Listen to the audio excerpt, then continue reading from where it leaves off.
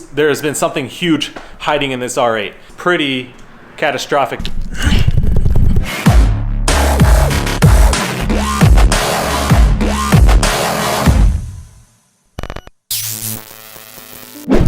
Welcome back to the channel, welcome back to the vlog. I'm Nick, and welcome to my garage. If you've been following along at all, you know that I've purchased this car and I've been waiting on it for a long time. Well, it arrived yesterday, and I couldn't be more excited to get this thing apart and actually see what was wrong with it and get this thing back on the streets. Well, anyways, when they were loading it up, they loaded it in the rain, and they got these water spots and just streaks all over it and everything. And I'm not really fond of that. So I washed the car before I left Grand Rapids, and I was hoping that it would arrive squeaky clean, but like this car, since I got it, it hasn't really gone my way, but that's all gonna change, I know it will. So right now we're gonna pull it out of the garage, clean it up, then we're gonna pull it back in and start tearing into this thing and try to figure out what happened to it.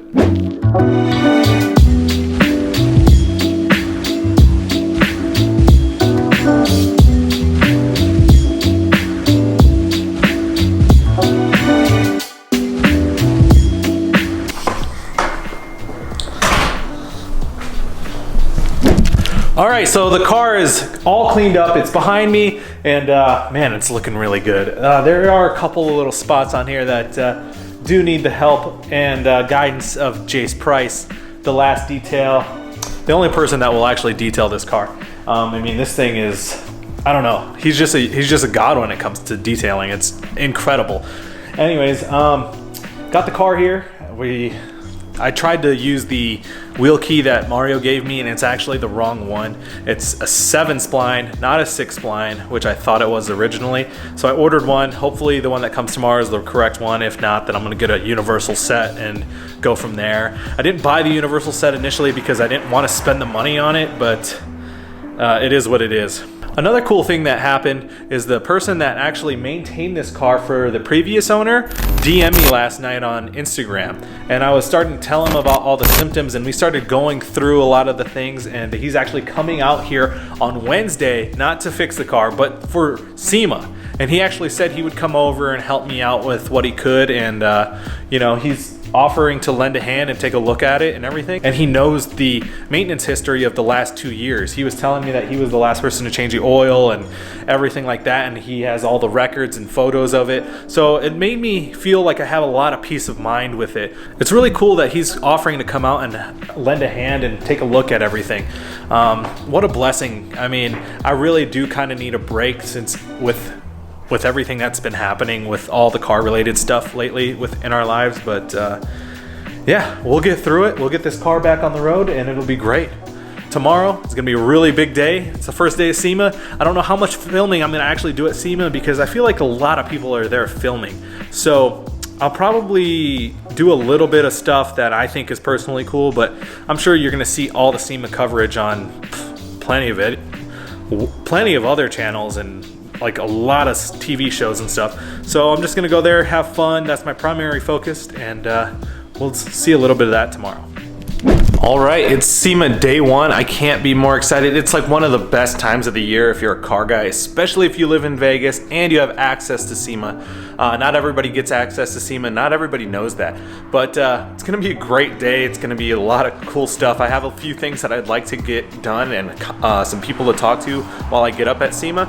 Anyways, it's SEMA day 1, like I said before. Let's head down to the convention center and have a little bit of fun.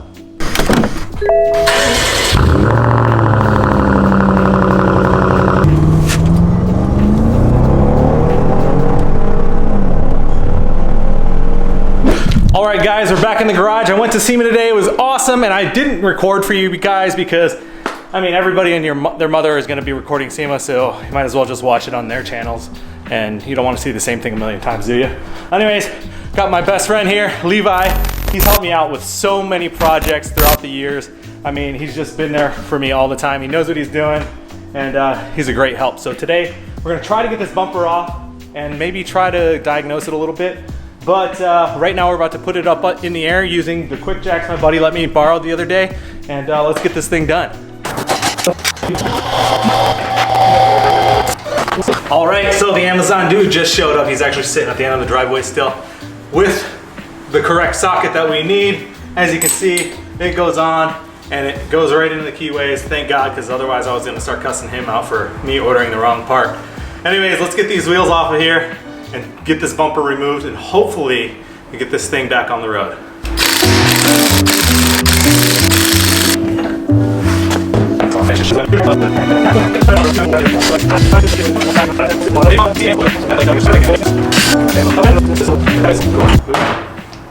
Super light. Yeah, that just kind of startled me. All right, so Levi and I got the wheels off, we got the fender liners out, and we took the wing off. We closed the glass real quick just because we want to see what it looks like without the wing. And to me, I like it with the wing, personally. I know that it kind of looks giant and ricey, but it looks, I mean, it is functional. It's a good Aero wing. And I'm not saying it's just like good Aero. It's actually made by the company Good Aero. And they make phenomenal downforce on a lot of cars. So that's why I'm thinking, I mean, with the wide body and the stance that it has, I like the wing better, but why don't you comment below and tell us what you think, wing or no wing? So as you see in the title of this video, there's been something huge hiding in this R8. And it's pretty catastrophic news if you guys actually think about it. But I'm kind of snaking you guys right now. I have been snaking you guys. I've been hiding this for a very long time because I knew that we'd be taking the bumper off, and we haven't really diagnosed anything yet, but as you can see right now in your video, this is what we've been hiding from you guys. It's on.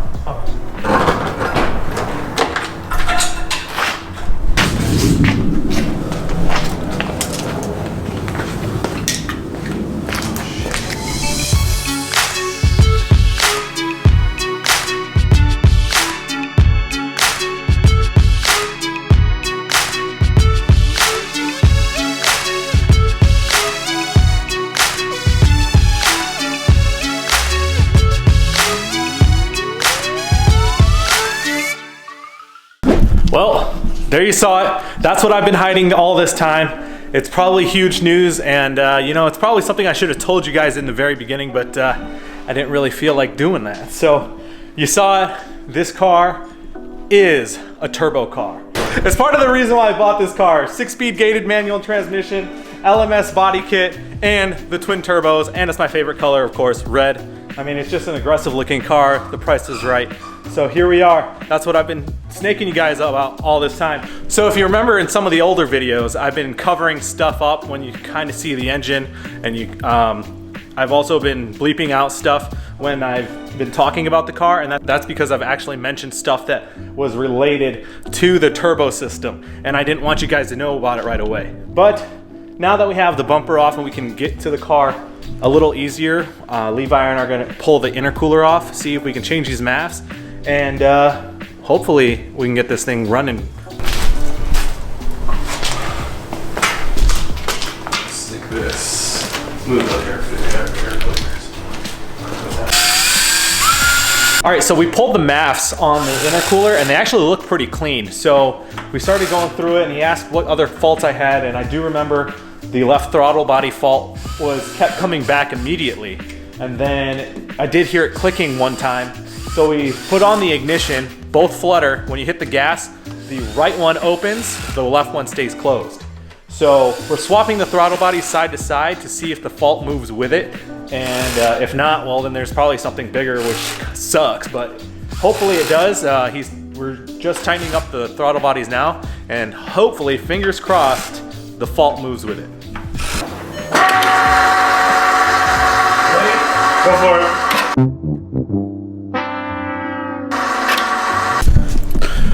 All right, there you have it. The fault did not swap to the other side, which means there's most likely an electrical problem of some sort, which is really kind of shitty. I was really hoping it was gonna be the throttle body, because that would have been just too easy. But just like everything in my life right now, nothing is easy. But you know, I got good friends like Levi helping me out, and one way or another, we will get to the bottom of it. We are moving closer towards the issue, so that's a good thing. As you know, we'll keep you updated all along the entire way, and hopefully we find it sooner than later. And on that note, Levi and I are calling it quits for the night. We have a long day tomorrow at SEMA. It's gonna be a good day, and although we haven't, it's a lot more frustrating that we know it's an electrical issue, and that's gonna be kind of a ass pain to fix. At least we are closer to figuring out what the problem is. If you like this video, hit that like button below, smash it if that's something you wanna do, subscribe if you already haven't, and we'll see you in the next video.